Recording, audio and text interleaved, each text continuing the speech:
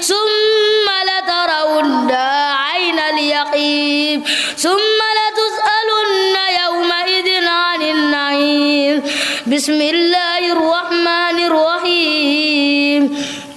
والعصر إن الإنسان لفي خسر إلا الذين آمنوا وعملوا الصالحات وتواصوا بالصبر وتواصوا بالحق وتواصوا بالصبر بسم الله الرحمن الرحيم ويل لكل همزة لمزة الذي